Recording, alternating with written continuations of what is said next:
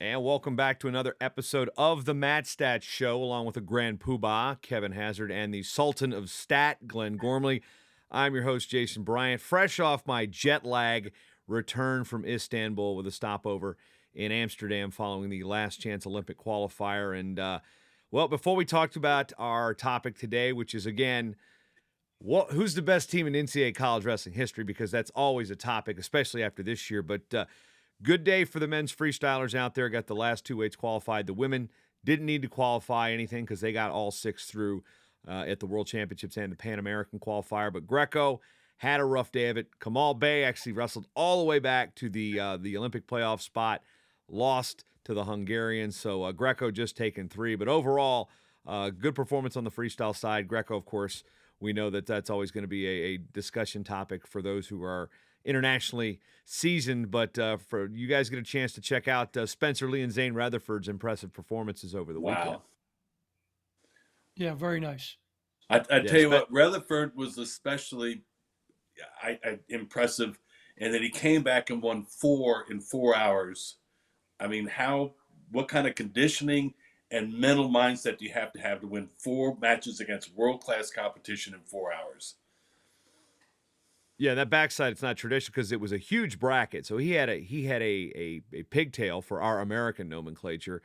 You know, he won 2 matches, then got beat, then had to win like 4 more on the backside because he had the traditional 3 to take the bronze.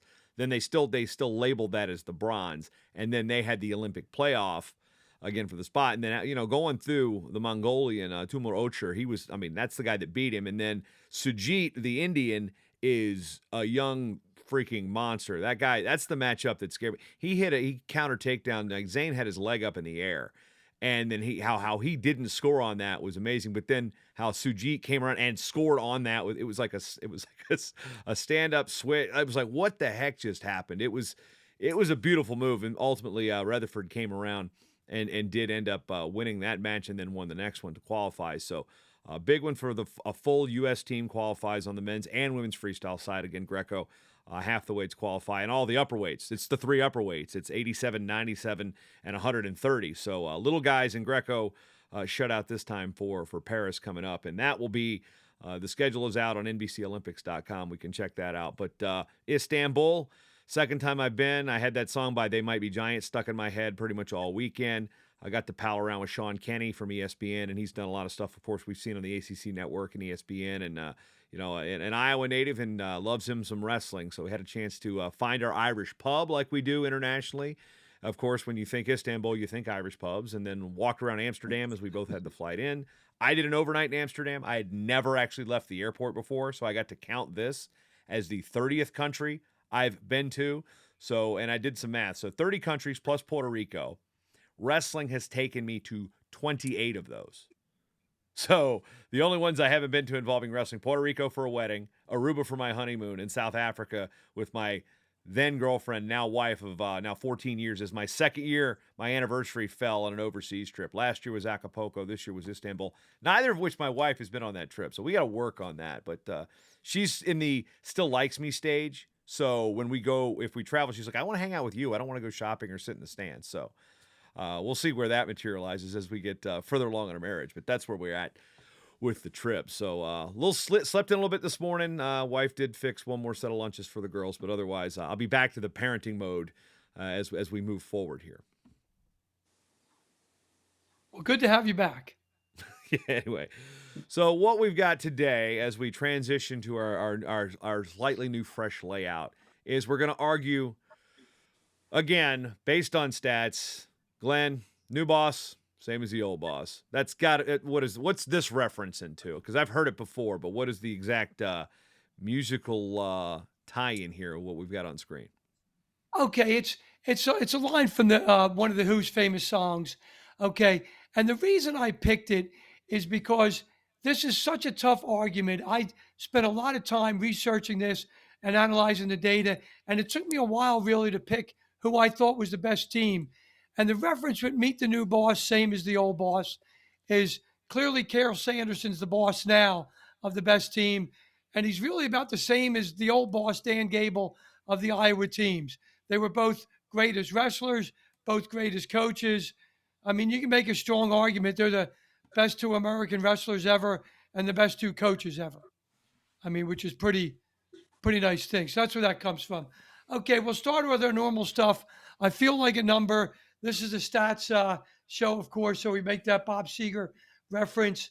Okay. And then, of course, Danny's Glass and The Precocious. unofficial sponsor of the show. Yes, 867-5309. If you And- lose a windshield, call Danny's Glass. Yeah, what's funny is I was dialing a number this morning. I was looking up something for my daughter's ophthalmologist, and I picked up the phone. I went and looked at the number, and I started dialing 757. I haven't lived in Virginia in almost 20 years, and I just instinctively, it's like 75. It's like, wait, that's not. I moved out of Virginia in like 2005. Like, why is that still the thing? But anyway, that's where we're referencing it. We don't even want to talk about when Kevin was teaching at Warwick High School when it was still 804, and that was pretty much like the Yes. entire state. So, yeah. I think it was 703 and 804 were the two. Yeah, The 703 two. was number. Now Probably. there's like, I don't even know. Grundy out there, Tass Roberts, he's got like a 276 number. Charlottesville's like either four. I think Charlottesville's 434. I'm not. Yeah. Anyway.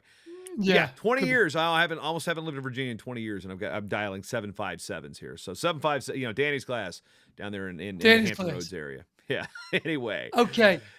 And of course, as we always say, the opinions expressed in the show do not necessarily reflect any opinions of the NWCA, nor do Gormley, Bryant, and Hazard necessarily agree on everything we say. Okay. MatStats is a numbers show. Okay. It's not Matt opinions.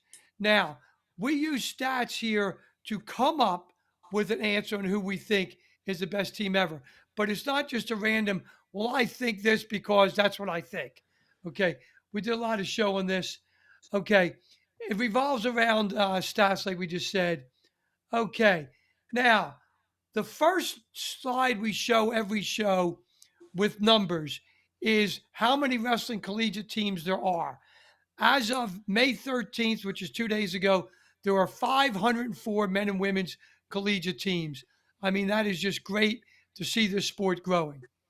And also just Okay. of note, we've got the California Community College Women's League is 13 teams. Now, not all of them are varsity teams, but we just had a team announce they were moving from their club status to a varsity status. So Sacramento City College released that within the past month. So again, it's one of the harder leagues to get information out of because again, there's about 100 and some junior colleges in the California system, and they've got a small athletic office that runs it. So even trying to get some of the schools on the same page with their I don't want to say, well, yeah, their governing body would be the term to use, is sometimes even tricky for them. So we're still working on how many of those varsity. I think it was 6. I think we're going to be up to 7, and then we'll see how many of those 13 are moving to varsity. And also, they're also in their transition. This was the last year they did folk style.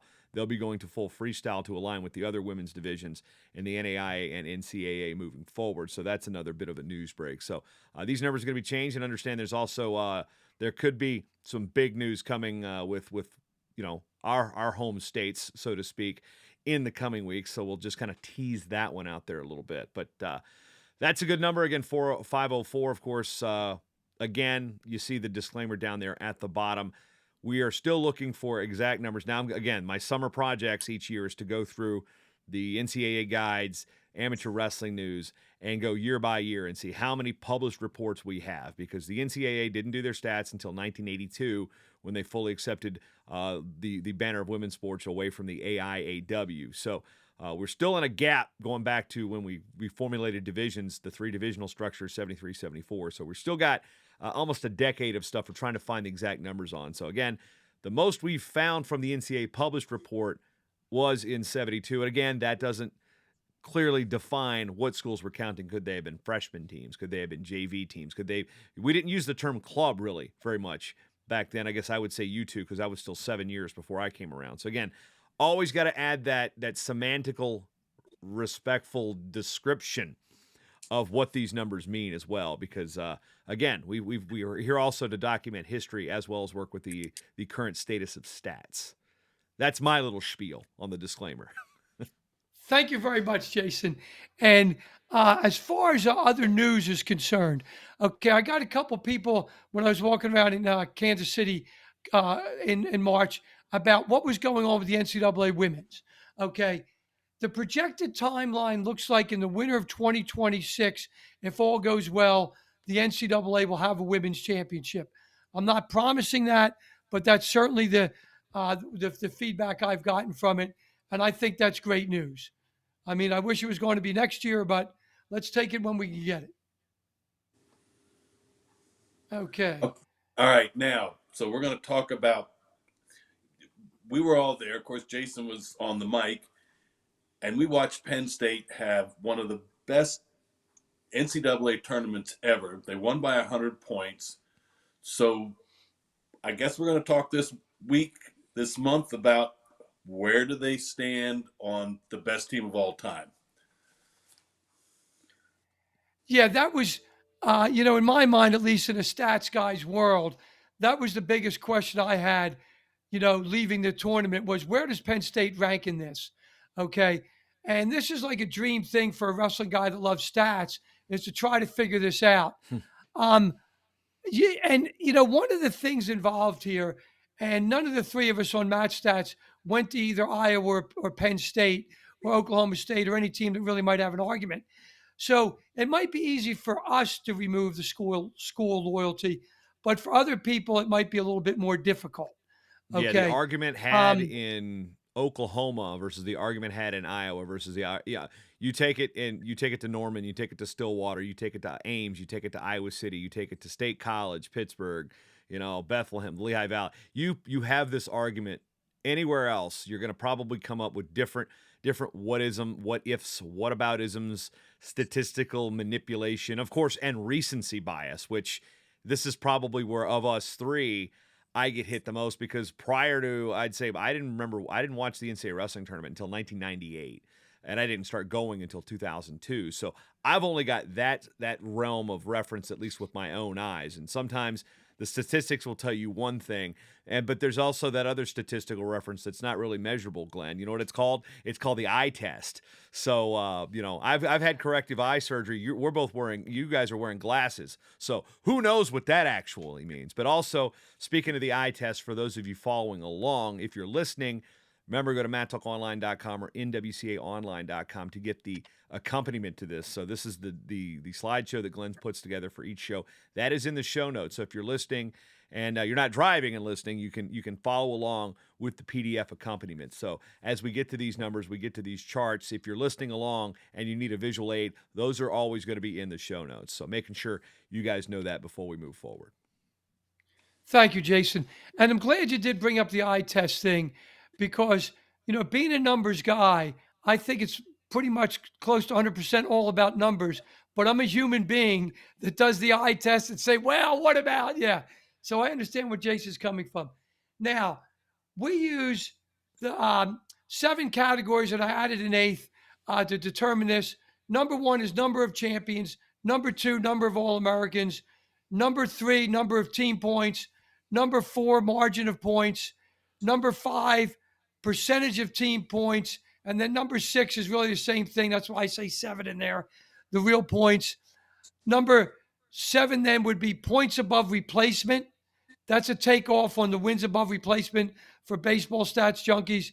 And then the last one, team wins and losses, which is really something you don't hear about leaving a wrestling tournament. Like, what did anybody tell you what Penn State's record was in the matches leaving the tournament? I never heard anybody say that. I just went and looked it up because it's not part of our vernacular with wrestling. We make a good point of I know that when we're looking at Cale Sanderson's record, like what the team's record is like since he's been the coach in semifinals and finals, like it's outlandishly crazy. So that's really the only time you see the records tossed around.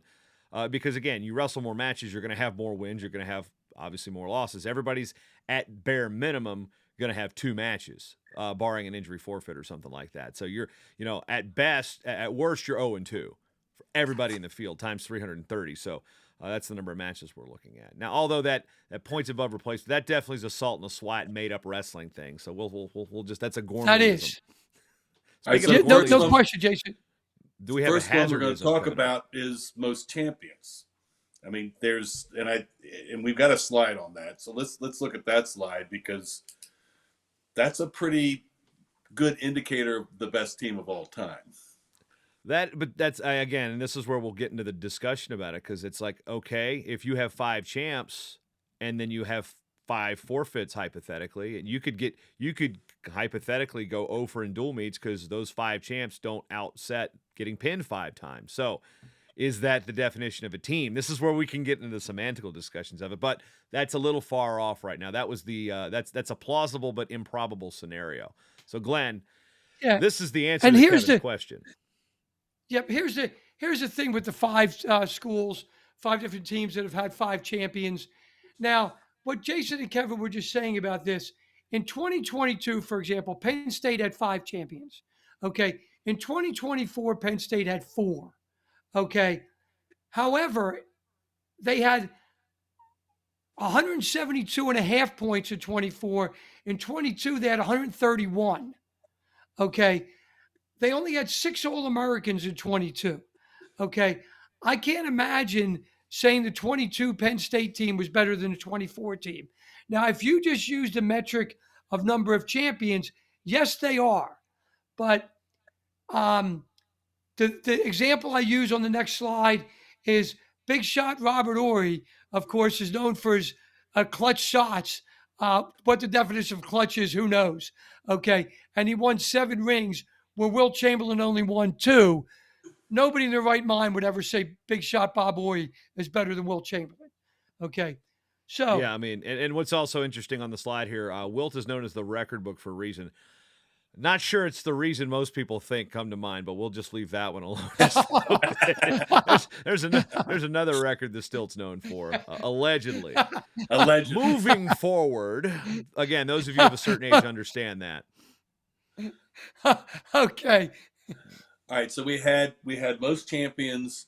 So second thing we're going to look at is most All-Americans. And where does Penn State rank with that? All-American. There have been 9 instances where a team has had 9 All-Americans or 10, Minnesota being the only one with 10 in 2001. In Division 1. In Division 1. Thank you, Division 1, Jason, for that. Yes, I got to clear. We can't leave out the other schools that have had 10, or at least some cases 11 or 12 in the NAIA or the women. Yeah. So, of note. Yeah, sure. So, with that being said, is Penn State had 8 this year. Okay, which on that metric, Penn State would be tied for 10th. Okay, if that's the only thing you used, it's something to use. Okay, and of course, this year's Penn State team, the 2 guys that didn't place, lost in the blood round, won by sudden victory. So it would be pretty hard to imagine that this Penn State team is at best the 10th best team. If you only use the metric of All-Americans, that's where they would be. Okay. So, Okay, so we had most champions, most All-Americans, but now we get to the most team points, and it's 172 and a half. Is this the defining factor? Okay, I think this is a huge factor. Okay, because if winning doesn't matter, why do they bother keeping scores? What Vince Lombardi once said. Okay, and wrestling's a different type of sport where not all wins are the same. It pins more than a regular decision. With this, it's something in stats we calls it drawn from the same urn. Okay, 2024 Penn State beat 97 Iowa by 2.5 points. Okay, now some things started to change as you can see in slide 21 and we went over this in the past. This year was the first year of a 3-point takedown. In 96, we started the modified double elimination, etc. So a lot has changed on that. But one of the biggest things that's changed, besides the opportunity of having more matches, is the change in placement points. Okay. I actually consulted my fellow host here, Jason Bryant, about this. And Jason reached out to the statistician emeritus, the GIMP from Lehigh, about when those team points changed. Okay, and what the placement points changed there, and you can see in there, first and second place are the same. Okay, third, fourth, third through eighth have all increased in today's calculation from what they did in '97 when Iowa used to hold that record. So if you give Iowa the placement points, the '97 placement points that Penn State got, the '97 Iowa team actually has more points than this Penn State team. So, first of all, team points is very important, but it's not the end all to be all. You can't just say just because of that, it's the best team with changes and stuff. And this is a very interesting thing because, what happens if they said, well, a touchdown's now worth 9 points or the extra point's worth 4 points? It would change things. Okay. I want to clear up one thing here. Okay. I was born when Roger Maris hit his 61st, but I'm not old enough to remember it. The Grand Poobah, I think, was already retired then. Okay. He is old enough to remember it. Okay. Delaware wasn't even a state yet. Oh, wait. Yeah, exactly. But I do remember, he's coming, he's getting close, and they already started this argument. As he got closer, the purists were going, it's not the same thing because he had, 8 more games. Yeah. 1961 was the first year of the 162 game schedule because they expanded baseball and you couldn't do the 7 different teams you would play 22 times to come up with 154. That's how they came up to 154 number. So I'm a statistician. At that point, in my mind, Roger Maris held the record for most home runs in a season, period.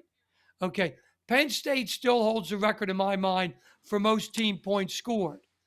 The difference is they didn't say that, Maris, you got a home run and a half for anything you hit on a Sunday or anything like that. Okay. The argument about whether Maris's season in 61 was better than Ruth's season in 27 is a different story than who holds the record for most home runs. Okay. And of course, since then, McGuire, Sosa, Bonds threw a lot of gas on that with the explosion of home runs in the late 90s and early this century. Okay. So I want to tell you guys there's a difference. I'm saying Penn State holds the record for most team points, but that doesn't prove they're the best ever. It's a big point in it. Okay.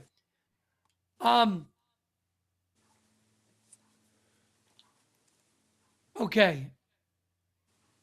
Slide 27. Okay. So what about margin of victory over the runner-up team?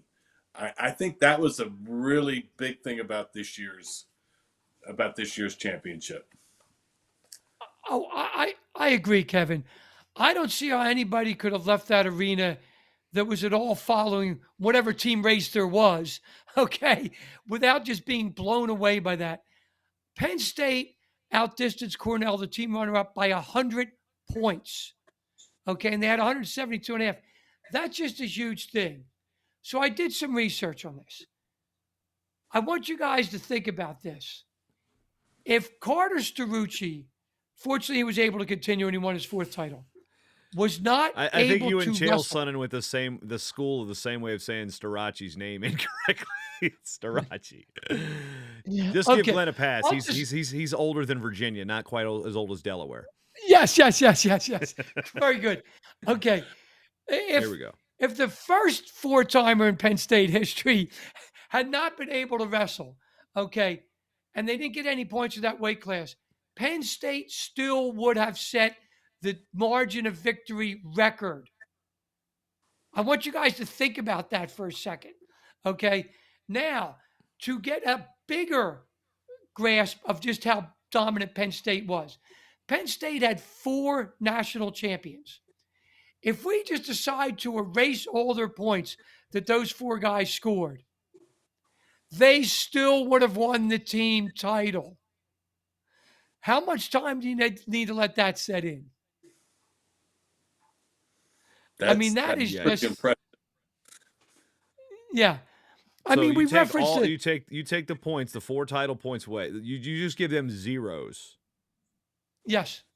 Zeros. Now, granted, I mean, you know that would, you'd have to move. If It would somebody change else might have brackets won. around and things like that. Yeah. I mean, it Yeah. would change a lot more than that. But at its base, just take their points away, and they Yeah. still, all the other guys, the other 6 guys, scored enough points to win a title. Yeah. That's just nuts. Yeah. Including 2 of them who didn't place. Yeah, I mean, it's wild. And we made several references, to the 27 Yankees with the Sultan of SWAT, Babe Ruth and Roger Maris. But if you remove Ruth and Gurrick from the 27 Yankees, do they still win the World Series? I don't know. I mean, but we're removing 4 guys from Penn State and they Yeah, win it. that's Okay. 40% of your lineup, and geez, that's the mind-boggling stat so far. And there's more coming, folks. But that's one's Oh like, yeah, holy buckets. that is the biggest mind-boggling one that I saw. Slide 31.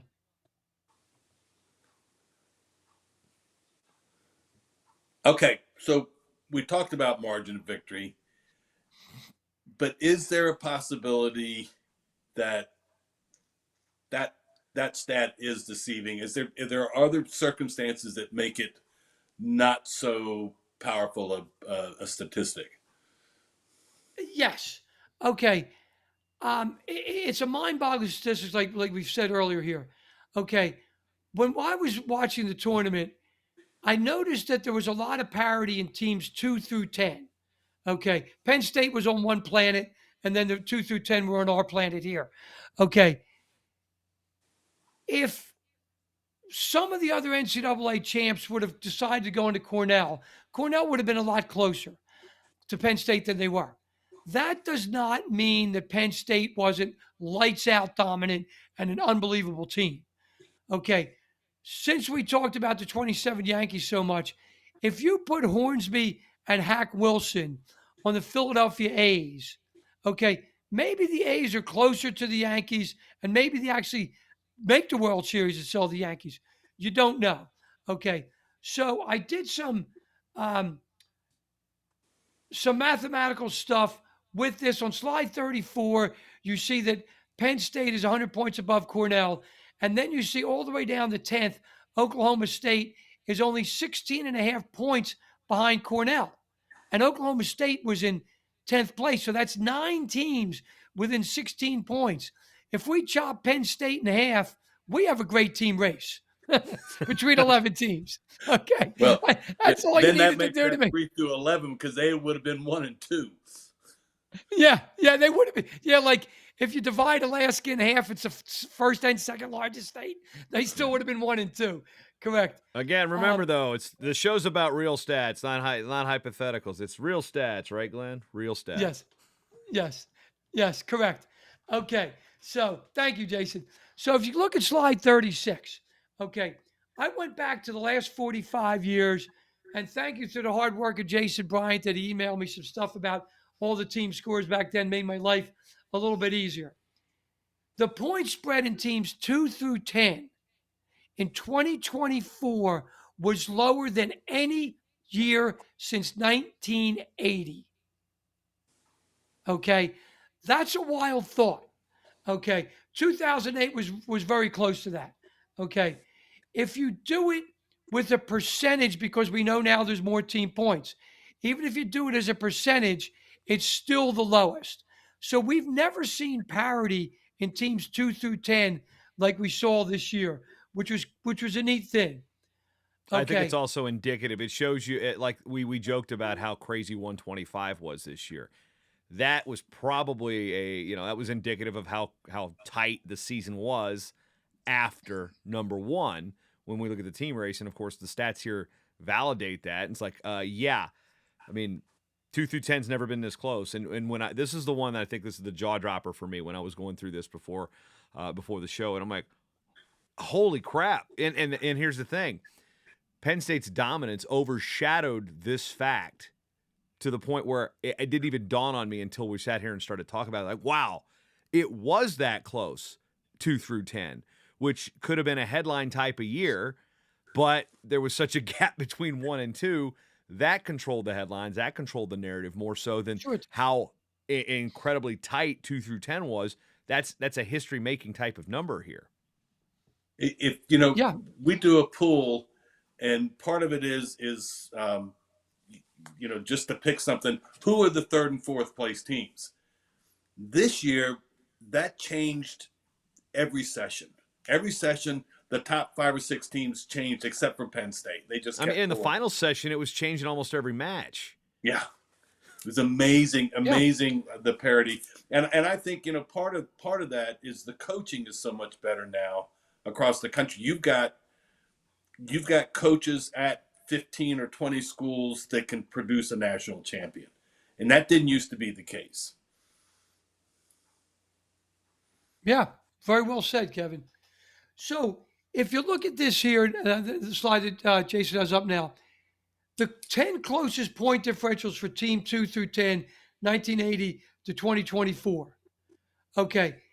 If you notice, 95 is the only year before the modified double elimination took place. Then you go to the next slide, and it has the percentage of team points. And then to the slide after that, the largest spreads were all before the modified double elimination took place. So is that a function of the modified double elimination, or is it a function of essentially what Kevin just said, that we now have better coaching throughout and the teams, there's more parity in the sport now? Also, want to Okay. clarify for those who are, of the younger age, who are stat junkies that are not older than the state of Delaware. It is when what Glenn means modified the elimination is we didn't have full wrestlebacks until 1996. So when I say that, and when Glenn says modified double elimination, if it was a true double elimination, you'd still have the loser of the finals would have a chance, would have to be beaten twice. So again, it is a modified double elimination. Like look at the Little League World Series. You've got to beat the champ twice, or the champ. To win, you've got to you got to lose twice to be eliminated. So in that, we don't have that. Whereas our third place person only has one loss, or our runner up has one loss. But what it also means is you didn't get pulled back in to the. It's not an automatic 0-2. If the guy who beat you in the first round had to win their next match, and even going back before then, they had to make the semis. So when you compare the international system we have now, which was like, oh, you have to make the finals to get pulled back in. NCAA wrestling used to have that. That used to be our format. So this weird thing that we all complain about, guess what? We kind of invented it. Years and years ago, you look at the draws, and it's in the NCAA rule book and the format. So looking at that's also a key thing to remember. Like, so if you lose in the first round, your guy gets upset. Like John Smith did not place as a freshman. The guy he lost to in the early round didn't make the semifinals or didn't make the quarterfinals. And John Smith as a freshman got bounced, DNP. Whereas in today, he'd have had a chance to wrestle back. So, and we didn't have this format until the mid '90s. So that's something to consider. There are a lot of guys. There was one seed. I think Matt Lindland was a 1 seed and got beat in the first round and didn't get a chance to wrestle back. That was it, because the guy he lost to in the first round lost in the next round. So, that's what we say when we talk about modified double elimination. It's not a true double elimination, but it is what we consider double elimination is kind of what Glenn's talking about, just to clarify the nomenclature here for you. Thank you very much for clarifying that. Okay, now we're on slide Always 41. glad to help. Okay. But does parity in the team standings cause a team blowout from 2 to 10? Okay. I did some research on that, Kevin, because I thought part of that blowout could have been that. And what I did was I did the point spreads from 1 through 2, okay, the average point spread, and then compared it. And it really has no reason for the blowout. It's equally dispersed on that. So to answer your question, there can be parity and a blowout. There can be parity and no blowout. It was basically happenstance. And the bottom line on why Penn State had such a margin of victory is because they were damn good. And that's the statistical statement right there. Yeah, yes. That's the statistic. Yeah, that is an irrefutable fact. Irrefutable. that they were damn good. Okay. All right. Now I know we're going to talk about team points and real points, and when I went through this thing, I made a note to myself: could you spend a little time talking about the team points and real points, because I don't think I understood it going through. Yeah, because you've Certainly. got it in quotes here too, Glenn. Real points. Let's explain that from a layman's term, not a Sultan of Stat situation. So give it the real people what it means. Okay, give it to the real people. Okay, what I did here was I figured out the team, like Penn State, for example, had 172 and a half points this year. And then we figured out the total team points that were scored by all teams and where Penn State would rank on that percentage. And if you go to slide 45, you see that Penn State had a little bit over 12% of all the team points. Now, the record for this category is the 83 Iowa team that had much more than that, over 15%. Okay. Now, the situation here is before we did the modified double elimination, okay, there weren't nearly as many matches. So teams like Iowa in 86 that we'll discuss, and Iowa in 83, they didn't have anybody in the wrestlebacks. Okay. So it didn't matter to them that those points were scored by somebody. And if you have more wrestlebacks, a team who might, let's say, wins all 10 weight classes will have a smaller percentage of the points than if you had no wrestlebacks. Okay.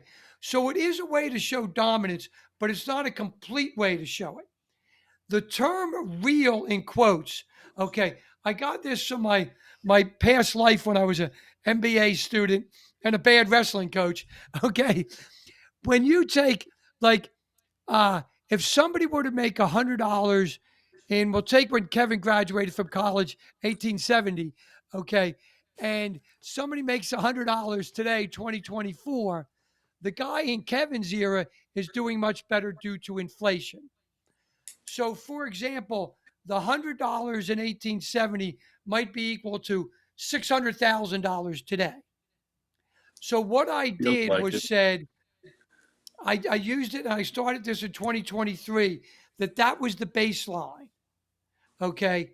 And that determined a real point scenario, which, if we go to slide 47, that will show you all the way. I did it all the way for the champions from 74 on down. It's three different slides. And you'll see where I highlighted Penn State in blue this year on slide 49, because that's the regular thing. What that tried to do, guys, is put everything in the same, comparing apples and apples. Okay. Okay, this is Now, what I didn't understand. How do you get the multiplier in the next to last column? okay. If you look at the next to last column on the year 2023, it's one. Okay. Right. If you go to total tournament points in 2024, 1,428 points were scored. In 2023, 1,370 were scored. That means points came easier in 2024. Maybe Okay. that's because of the 3-point takedown rule. It could be because of just different things. Okay. So, in other words, in the same 2023 as the baseline here, Penn State would have scored 165.55 there. And by far the best is the 83 Iowa team. However, okay, they are given the pleasure of there weren't as many wrestlebacks then. So you can't just use this stat and say 83 Iowa is the best ever. You can include it, but it's not That's going to prove accurate. anything. Okay, Yeah. it's a percentage of the total points is the multiplier then. Correct, Of Kevin. total points year to year, using 23 as the base. The baseline. Okay, Yep, correct. now I get it. And the reason we use 23 is because we did that last year as a show, and we didn't know anything from 24 yet because it did not happen yet. I hope I explained that well enough to you guys. Okay. Slide 53, please. All right. So I know that you're a stat guy, and you started really as a baseball stat guy, and you talk about wins above replacement in baseball. Is there something similar? And I see we have it points above replacement. How are they the same, and how does that work as a factor? Okay, what I did, as Kevin mentioned, I wrote my grad thesis on stats of baseball before Moneyball, and that's why we use the term that MatStats is the Moneyball of wrestling. Um, the sabermetrics people, that's what baseball nerds call themselves, has developed this thing called win above replacement. WAR is the acronym. Okay, that means if you take Barry Bonds' unbelievable 2001 season and you replace him with an average left fielder, how many more wins did San Francisco have because Barry Bonds was on that team? That's what wins above replacement mean. How many more team wins San Francisco would have gotten with Barry Bonds over a replacement? I tried to do the same thing with points above replacement. And as Jason said earlier in the show, this is a thing Gormley made up, and he's absolutely correct. I was the one that made this up. Okay. So, what I did here, as you can see on side 24, I don't want to bore people too much with the 54, excuse me, too much with the math. Okay. But what it boils down to is easily the best points above replacement is the 86 Iowa team. No one's even close to them. Now, with that being said, 86 Iowa only had 8 guys. They did not have an 18-pounder or a heavyweight. So if we just say, okay, let's say they had an 18 and a heavyweight and they both lost 2 bouts, 2 and done. Well, they both could have been 1 and done in those years. Okay, that Iowa team would still hold the points above replacement lead. That's a pretty wild thing to think about, that Iowa was that good at 86. Of course, one of their wins was pinning the William and Mary guy. Okay, so those points count for him. Penn State was behind the 86 Iowa team on this. Okay, I hope that explained a little bit, Kevin. It did. All right. So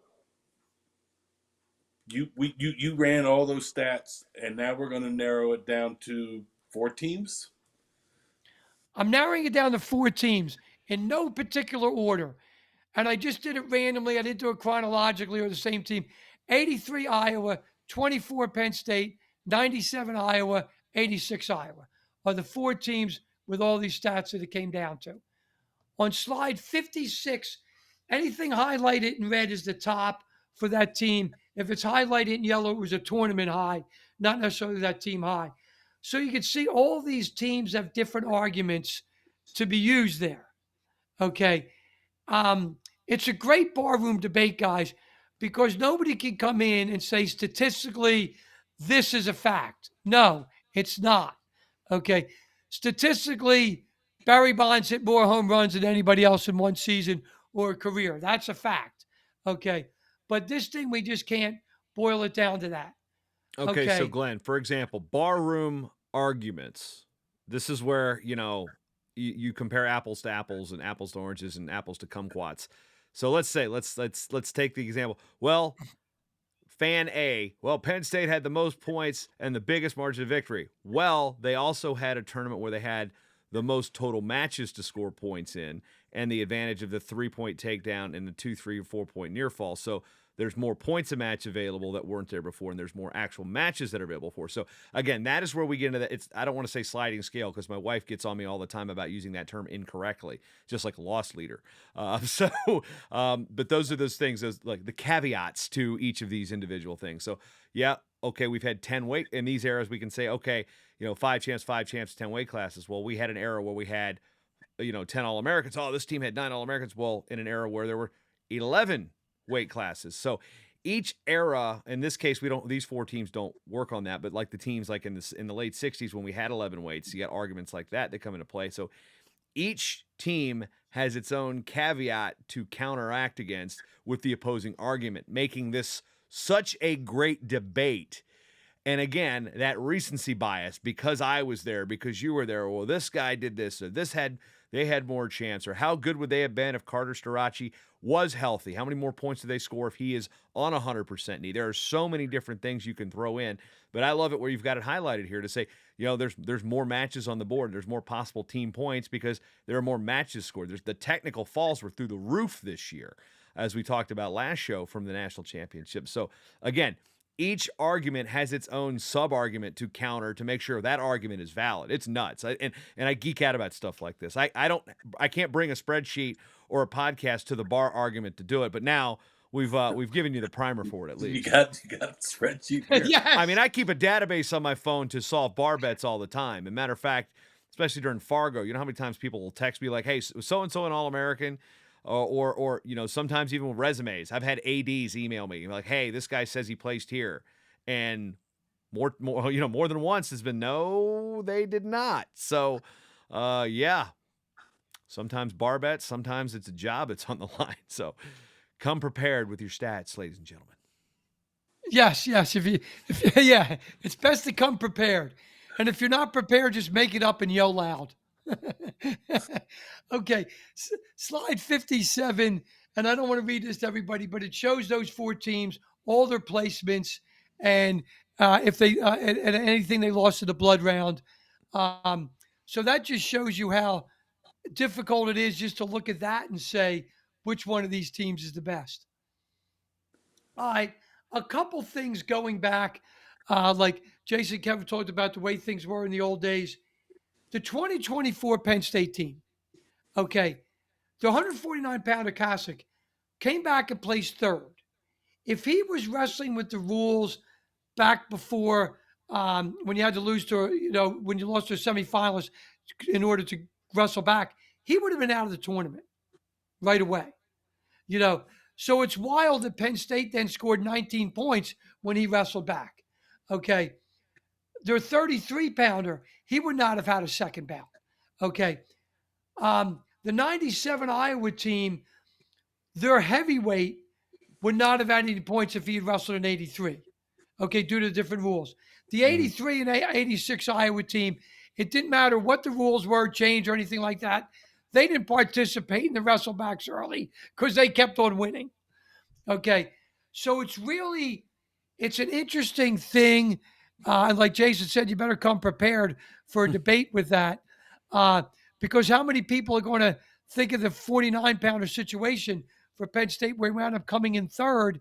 If he was eliminated right away, we would not have even considered them as the most team points because they would have been, close to 20 points away with it. Mm-hmm. All right, slide 59. Okay, and this is one that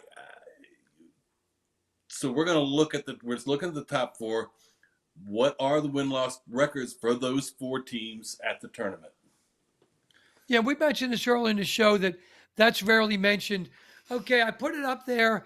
The highest winning percentage of those 4 teams is the 86 Iowa team at 88%. 24 Penn State is second at 83%. Okay, Penn State won one more match than the 83 Iowa team. It was that close with them. It's really close to all that, but with the Iowa team in 86 again, this thing is still over our head and always will be. They did not have an 18-pounder or heavyweight. So if you say in 86, Iowa would have had them, they both were one and done. Iowa still would have had the best percentage, 86 Iowa. If they were 0-2, then Penn State would have had it. So it's really a difficult thing to say, can you just put this in there? The reason I did it like that, due to Ted Williams drawing so many walks, okay, in baseball, it used to be you needed a certain amount of at-bats to win a batting title. Walks do not count as at-bats. Ted Williams had so many walks, one year he would have won the batting title had they counted. So they switched it to you need certain plate appearances. If you don't have enough plate appearances and it gets close, they can assume you made another out with another plate appearance. And as long as you're still over the second place guy, you get the batting title. That's never happened. but that's where I got that from. Now, I do Okay. remember that coming up, and I wanna say it was the summer of '92, if I'm not, and I can't remember who the player was, but I remember plate appearances came into play because he had been out. I can't remember who the player was, but I remember I was in 7th grade going into 8th grade, and I remember hearing about this for the first time because, again, the adjusted average took him okay, he needed 20 more plate appearances. They just made him 0 for 20, and that was the adjusted batting average. I'm like, "That's ridiculous." Like, it's just, again, there's lies, damn lies, and statistics. In this case, it's like, yeah. So Yes. yeah, I remember, I remember reading about, and that was the first time I'd ever heard about the Ted Williams. I think it was 400 at bats, and then it became 400 plate appearances. Because and then Yeah, it's yeah, 502 plate appearances now. yeah, okay, Yeah. something like that. Because that I just remember hearing that when I was a kid. I was like, whoa, that was something that was. It just seems like, oh, so hypothetically, it prevents teams from pitching around guys, and oh, okay, the Yankees doesn't want this Red Sox guy to beat their record, so they're just going to walk him all the time.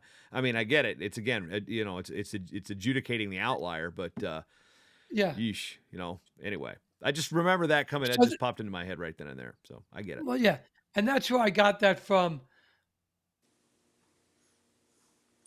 Okay, Kevin. so we've got the stats, and so drum roll. Who do we think the best team was of these four? You first, Kevin. Okay, I don't I actually think I went. have a drum roll sound effect, or else I'd have played it. Da-da-da-da-da. I do got. I got I something went for with. Glenn's jokes though. I can do that. But anyway, I went with 86 Iowa, and you brought up the point where they only brought 8. Their 18-pounder had some trouble making weight. Did not go to the conference championship. He was the returning runner-up, so I think that kind of counters that over on the winning percentage. I think he would have helped their winning percentage. So with 8 guys, 5 champs, a runner-up, a fourth and a fifth, they scored like the 13% of the points. If you look at all the stats all the way across, I just felt like that was one heck of a team. But then 97 intrigued me with Iowa because they were not supposed to be a dominant team. Every one of their wrestlers was at seed or better. And they just had a phenomenal. Now, is this the best team or is the best team of the tournament? I think 97 might have been the best tournament team ever, but because they just out wrestled everything. They had a one-time tournament. But I went with 86 Iowa, 97 Iowa second. Glenn, what do you got? I have 83 Iowa, and I looked at this thing. I've done a lot of research on this thing, and this was a really tough decision for me to make. It was so tight on things, but I went with 83 Iowa. All right, I'm going to back the slides up so I can have something that I can look at and kind of justify a little bit. Because again, do I have an opinion? I don't know. Mainly because I have to look at it because I didn't start watching collegiate wrestling regularly. Now I saw it when I was go to the Virginia Duels, but I didn't really start paying attention to the nationals till 97, 98 season. So my scope is limited to the last 20 something years. At this point, almost 30 years. 25 and a half years. So I look at, you hear the lore about these teams, the 5 champs, it's like 5 out of 8. And then Penn State gets 6 placers and 5 champs. It's like the percentage of champions also comes into play. But I mean, and then last year's team, well, where's the rest? Is it Penn State's fault? The rest of the field wasn't as competitive for is there like the margin of victory. So I'm really torn on this. And I don't think I can make a distinction without looking at it again. It's not like Glenn's numbers aren't enticing one way or the other. I'm also one of the something where I've got to look at it. Like with my Hodge vote, I looked at it, I looked at the stats and everything, and I went down and I broke it down so many different ways so my head can wrap itself around it. Because I'll be completely honest here, I was the only, to my knowledge, I'm the only one in the country that gave Greg Kirkvliet a first place vote as an official voter, and I did it because I broke down so many stats and the percentage of how tough they were. So I'm not afraid to go against the grain on this. And I think without seeing, but the problem is where I struggle is where I didn't see Iowa's teams in the 80s and in the 90s. So that's where it's hard for me to make a judgment. Now, I will say, since I started going to nationals in 2002, this 24 Penn State team is the best team I've seen. So without a question, in my era of watching college wrestling going back to 98, that's a no-brainer. It's hard for me to compare it to teams that I didn't see with my own eyes. And, I can probably go even further than Glenn's stats and see, well, let's find, how tough were their opponents? Who were these seeds? Who got hurt? Like, looking at Randy Lewis's like broken elbow. Where does that happen? How does that impact things in these years? Now, I don't know if Randy was on the year we're talking about here off the top of my head, but those are things where it makes it hard for me because I'm going to want more to make my opinion. But I'll say, without a shadow of a doubt, last 25 years, the Penn State team's the best I've seen. So I can make that last quarter century, I'm going to make that without a question. I have to go back and spend even more time on those Iowa teams that I did not see. And it's really hard to grasp when I wasn't there. I wasn't in the stands. I wasn't following wrestling. I wasn't old enough. I was 4, I was 6, and I was 18. So, and covering high school wrestling a lot in 97. Like, that's where it's hard for me to actually have a real opinion on this. And I'm not trying to get out of this question, but I'm not versed enough in having that eye test. I don't have the eye test to help swing my opinion one way or the other. I have seen the Penn State team. I did not see the Iowa teams, and I think that's what hurts me in having kind of a lack of a concrete opinion on this. No problem at all. Okay. So Now, sorry, we folks. are- That's not a cop out. I am just I lack that extra oomph on it. And again, I'm not Yeah, I'm not buoyed by going to That's either fine. one of those schools. So anyway. Anyway, I want to say this, guys. Get well, Coach Ryan. We're all rooting for Tommy Ryan. I've always been a big fan of Tommy, and I hope you have a speedy recovery. We're all here at MatStats and NWCA wish you a speedy recovery. Yeah, I sent Coach Ryan Coach a note Ryan. yesterday, a text on him yesterday, and he actually sent me some pictures back. I'm holy fuck. It's like, he said, okay, there's the X-ray. Okay, then there's the scar. Then there's the wound. Then there's the tractor trailer. I'm not going to show it on the screen because it's pretty graphic, but it's just like, holy crap. He talked about dodging a bullet. Like, I mean, yeah, it's amazing that Tom Ryan's still with us right now, just based on the images that he showed. I mean, it's going to be a recovery for him. I mean, it could have been a lot worse. So, thoughts and legit thoughts and prayers to Coach Ryan on a speedy recovery because it looked, the stuff he sent me was just absolutely gruesome. Yeah, Tommy Ryan's a good man and also has done a lot for the sport. So we all here wish him a speedy recovery. Also, Get well, and Coach. thoughts go out to the Richmond family. Sean Richmond was an AD at Stroudsburg High School, wrestled in Lehigh Valley, wrestled at Pitt. He was an AD at Stroudsburg, was on his way to prom as an administrator and was in an accident there. And I know that's been dominating the headlines from the Lehigh papers, the Lehigh Valley Live, and the Morning Call.